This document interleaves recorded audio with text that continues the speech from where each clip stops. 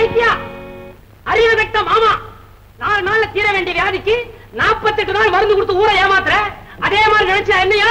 உன் பொண்ணை தரேன் எத்தனை நாளா ஏமாத்துற? மரியாதையா கல்யாணத்தை பண்ணி வேணும், இல்ல உன் பொண்ணை தூக்கிட்டு போயிடுவேன். என்னால முடியல, உன் பொண்ணை விட்டு என்ன தூக்க சொல்லுவேன். தனி மரமா நிப்ப.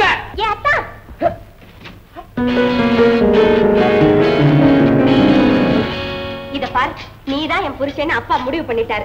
நான் அதை ஒத்துக்கிட்டேன். அப்புறம் இப்படி எல்லாம் தப்பா பேசுறேன். இது பாரு, ஒழுங்கா மரியாதையா 4 காசு சம்பாதிக்க வழி பாரு. இன்னும் ஏன் சம்பாதிக்கலாம்? ஏற்கனவே தொப்பி கடையில வேலை பாக்குறேன். 75 ரூபாய் சம்பளம். அது பத்தாதா? உங்ககிட்ட என்ன பேச்சு? அப்பா வரட்டும், கல்யாணத்தை பண்ணி வைக்கிறானா ஐயா கேக்குறேன். இல்ல துப்பாக்கி முனையில தாலி கட்டுவேன். நீயா? துப்பாக்கி பிடிக்கவே தெரியாது, அப்புறம் எப்படி சுடுவேன்? எனக்கா?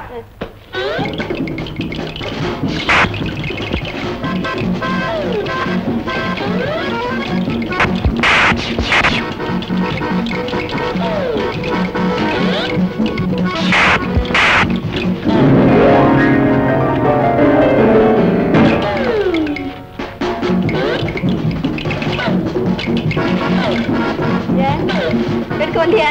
எடுக்க வந்த வைத்தியா, தொலைஞ்சு போ.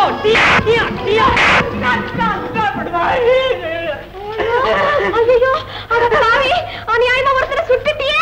ஐயோ, நான் என்னையா சுட்டேன்? சும்மா வெறுமையா காமிச்சேன். வெறும் டீயா அனாவசியமா என் மேல பழிய போடாதியா. சத்தியமா நான் சுடல.